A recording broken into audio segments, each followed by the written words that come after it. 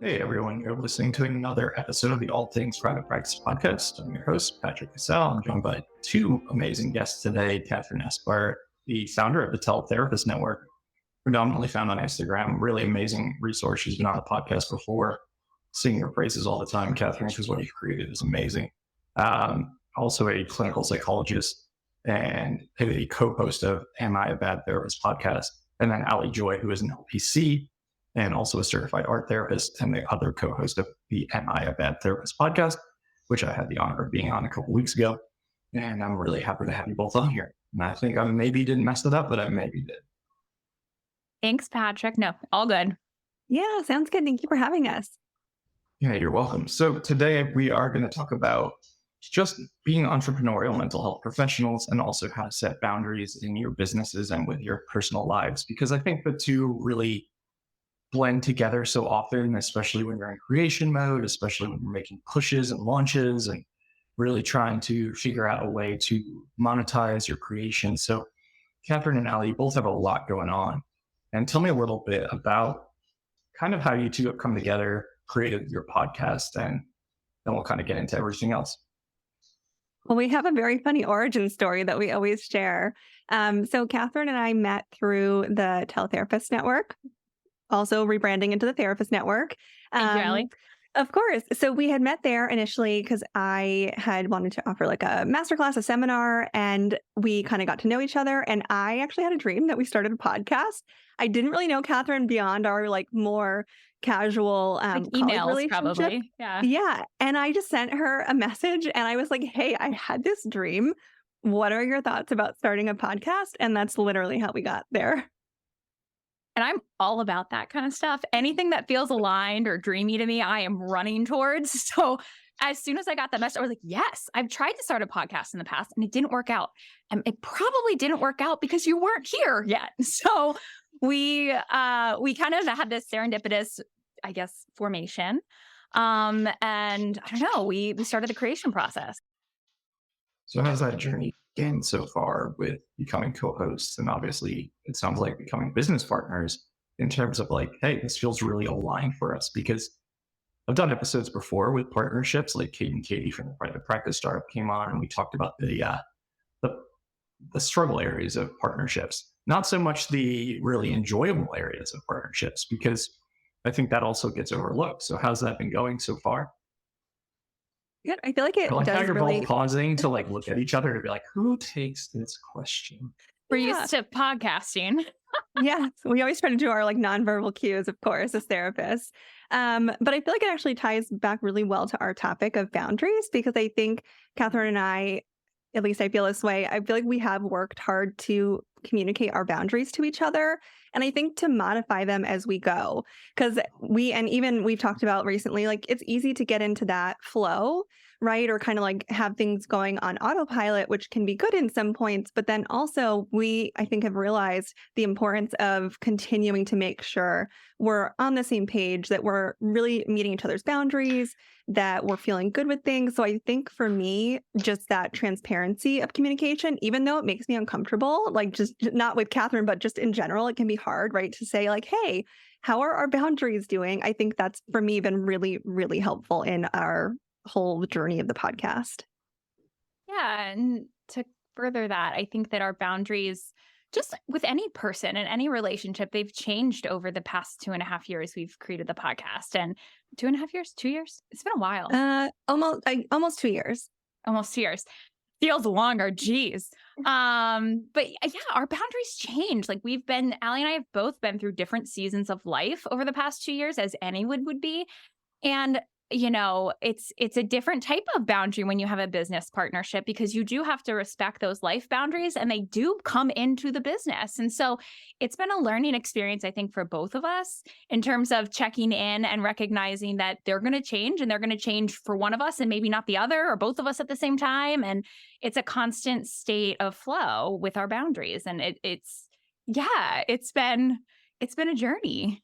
A personal journey too, because it makes you reflect on your own boundaries and what works and doesn't work for you. Yeah, that's really well said. I think that we're constantly reevaluating those things. And when they're starting to bleed over, it can start to build resentment and frustration in partnerships.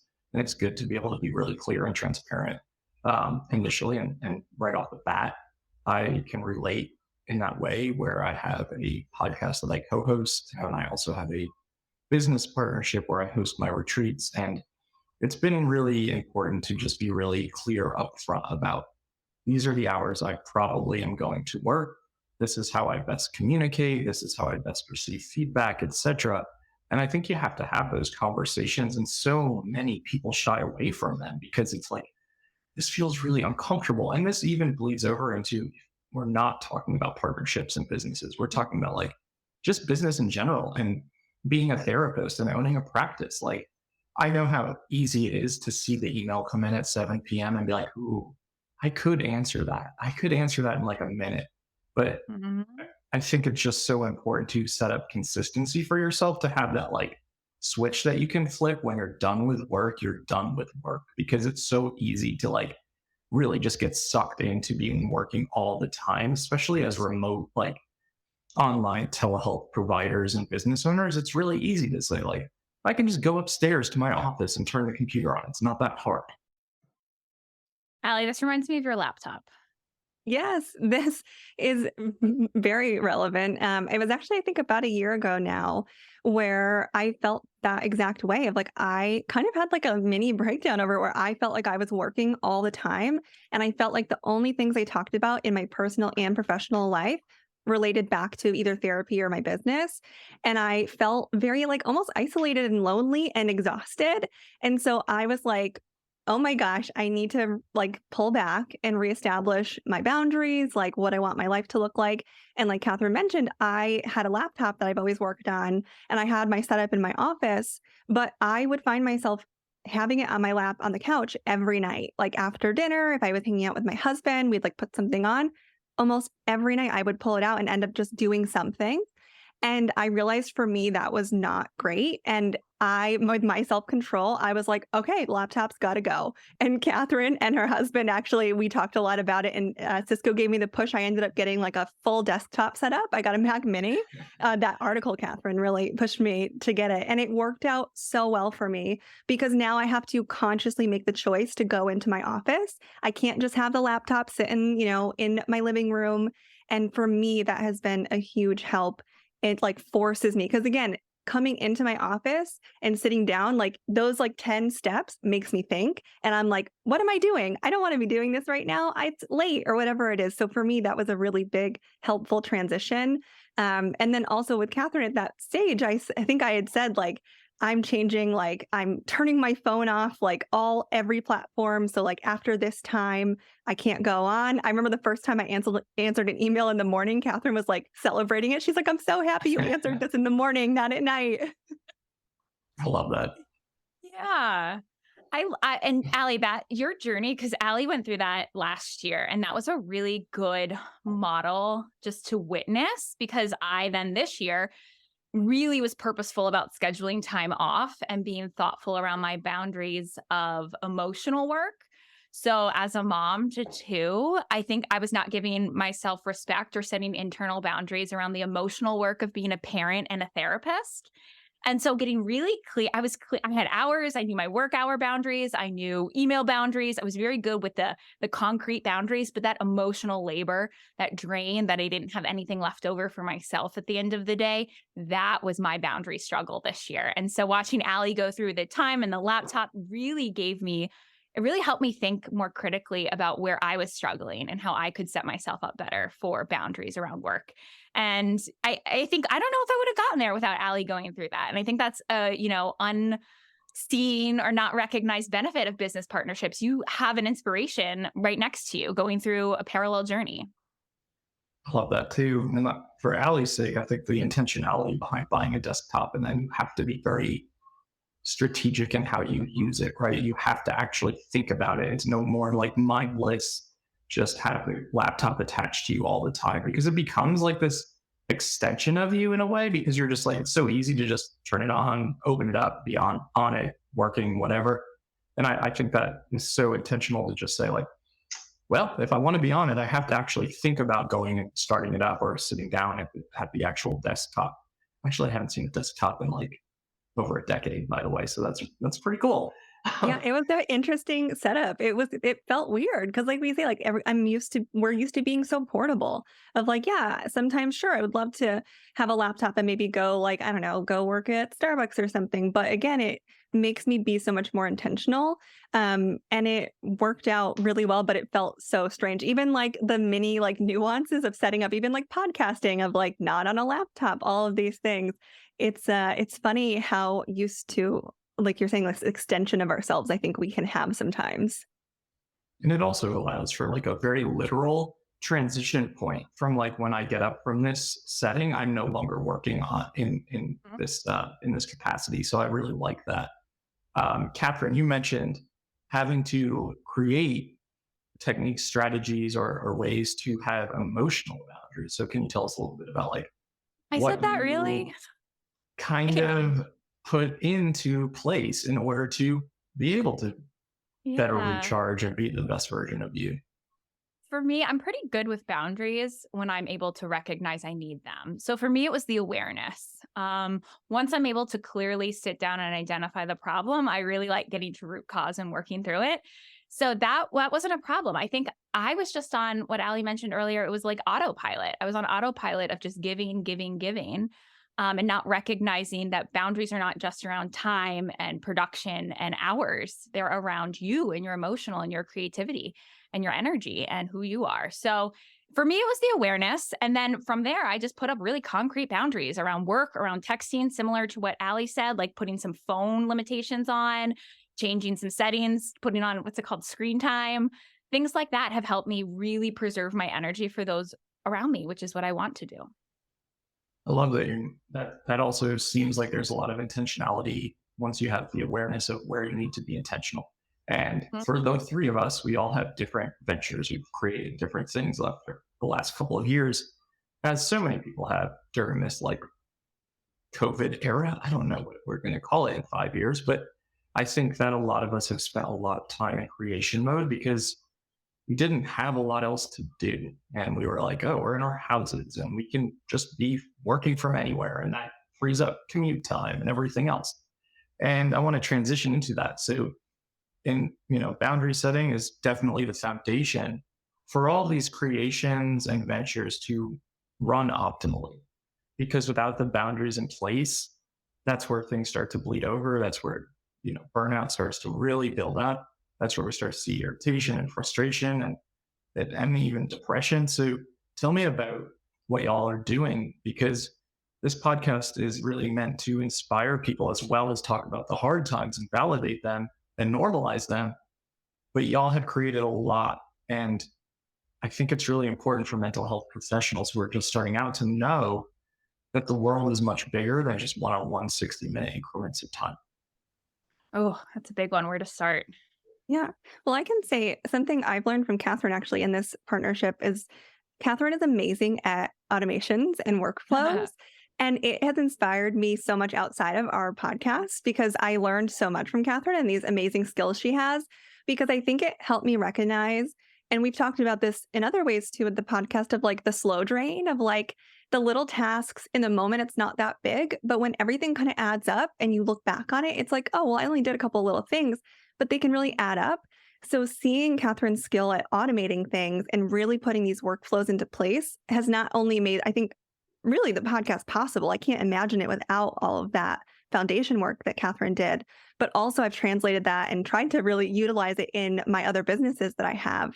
And so that has been a huge inspiration for me. And I think like we talked about that awareness piece, like really recognizing that all those little things add up. And if you can make it do its step, you make it automated. If you can set yourself up, have a better workflow. And really, I think too, for us, like reanalyzing our workflows has been important of like, okay, we've been doing this for a while.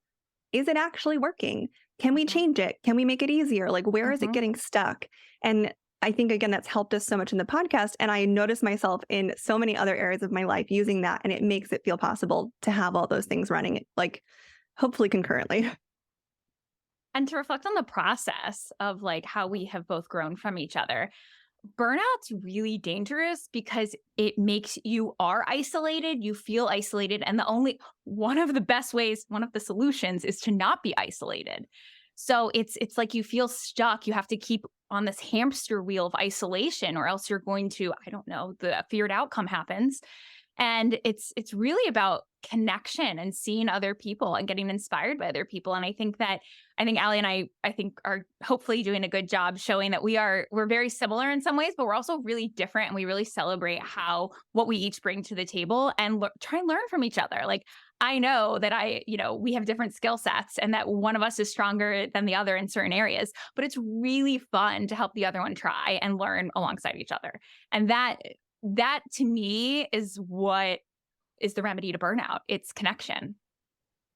Yeah. And that's what I was so impressed with when you and I first connected a couple of years ago when I was taking a look at what you created, because I was like, wow, this is truly a way to combat isolation, is if you have easy access to connection with people who are experiencing similar day-to-day life experiences or professional struggles.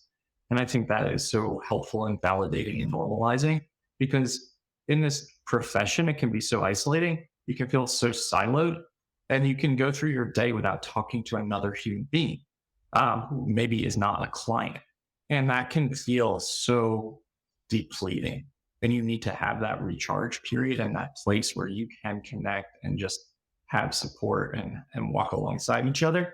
I also think, Allie made a good point about optimization and workflow, because I think maybe it's just because so many mental health professionals who become business owners didn't have any business training, probably more so than most entrepreneurial professions and areas, is that it's like drinking out of a fire hose a lot of the time. Like, I think most people's days are just chaos, where it's just like, okay, I do this, then I do this, and then I do this, and then simultaneously I answer this request. And all of a sudden, like you said, the little things become big things. The little things become problem areas, because that's when your executive functioning takes a hit. That's where your responsivity takes a hit. That's where like your ability to regulate your nervous system really takes a hit. And all of a sudden you're like, I have created this business that I thought was going to bring me joy and excitement and freedom. And instead I feel trapped, or I feel like I've dug myself this hole that I have a really hard time of getting out of. I think one of the things that's most missed when we think about designing our businesses is that our experience in the business is going to be reflected in the outcome. So if we are scattered, anxious, nervous, terrified, safe, feeling loved, feeling supported, those are all going to translate not only into the business culture if you have employees, but it's also going to translate into your product and what you're delivering, the service or product you're delivering. So that's one thing Allie and I were really strategic. Maybe it was my pushing, but I wanted to be really strategic about when coming up with the podcast is we really sat down and outlined systems. And to me, systems is the foundation for culture of whatever you're building. And so we really sat down and thought about what's the workflow? What's the, listener experience going to be like? What's the guest experience going to be like? How can we make this a good experience for us? Which I think is the most important thing when building a business.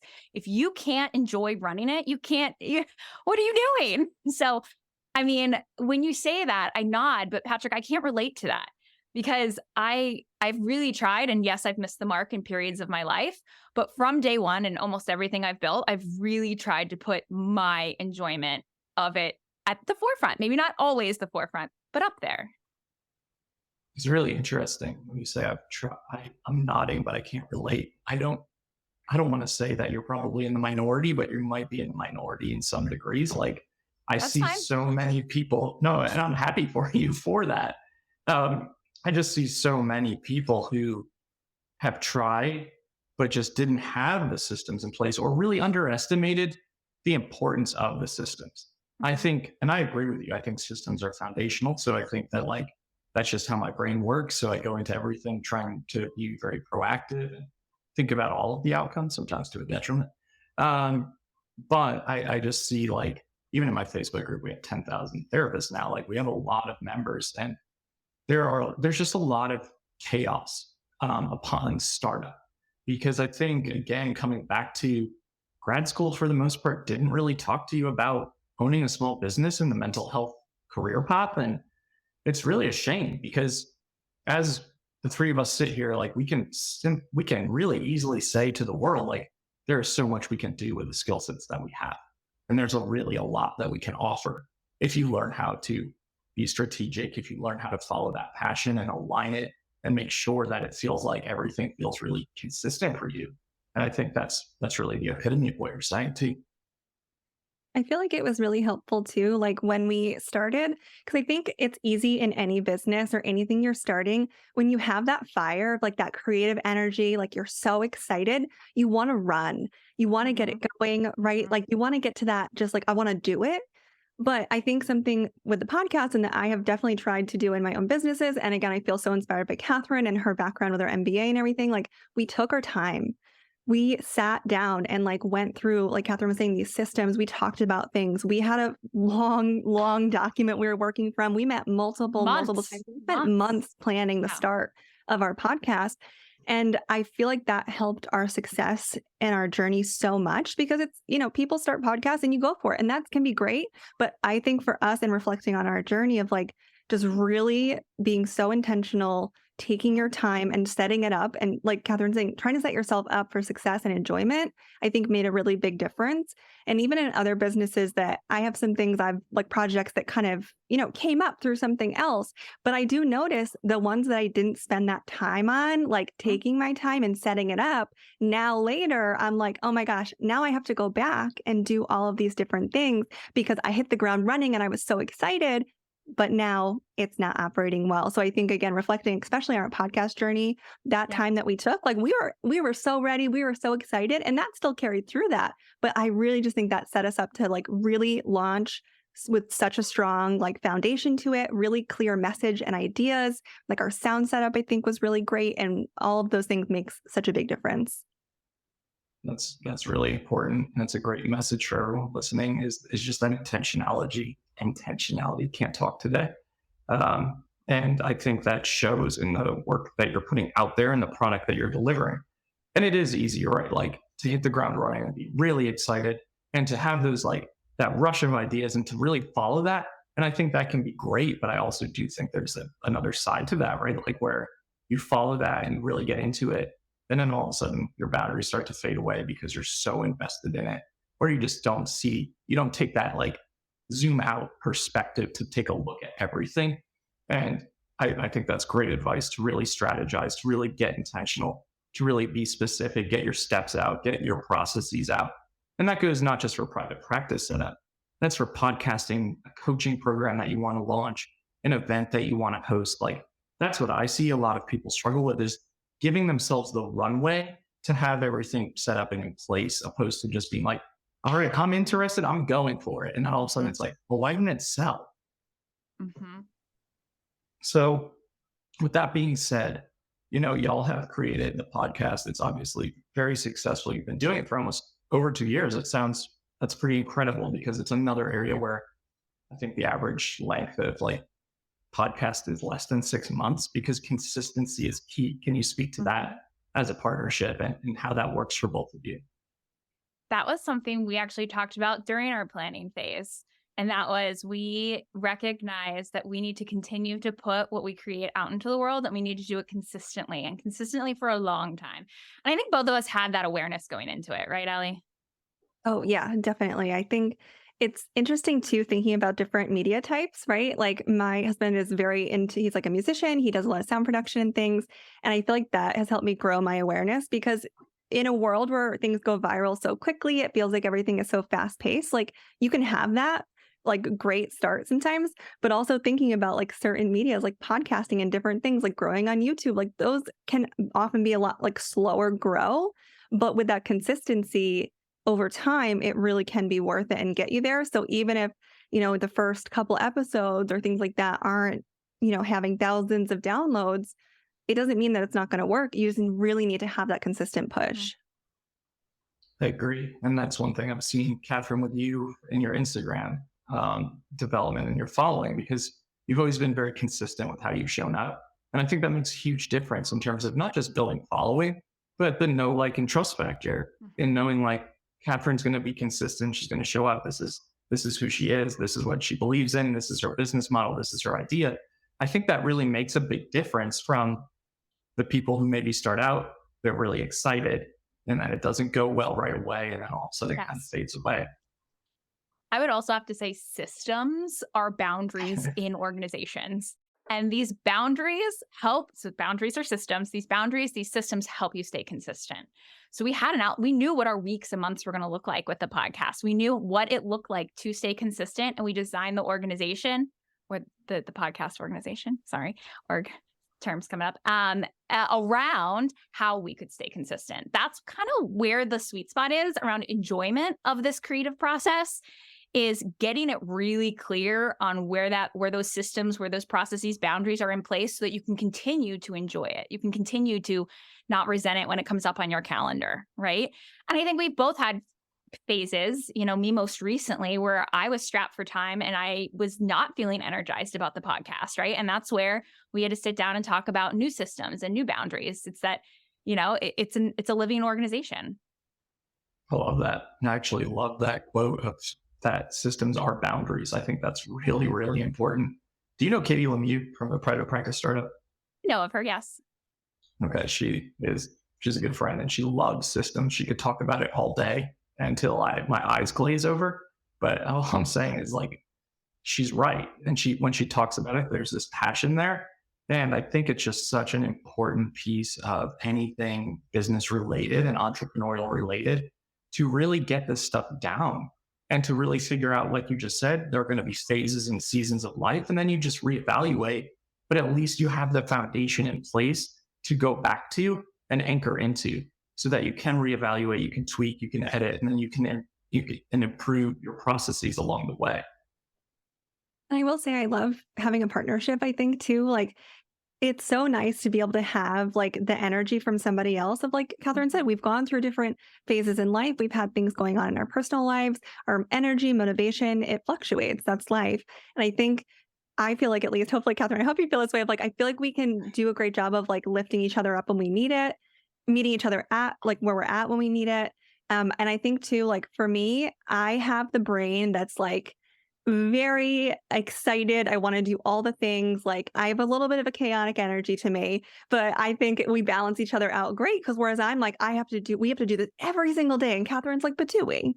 And I feel like we do a good job, at least I think, of like pulling each other back as well, of like recognizing when you're just like on this high of excitement and creative energy versus like what you actually need to do. And I love that Kathryn can pull me back when I need it, like, because I definitely am the type of person that needs that.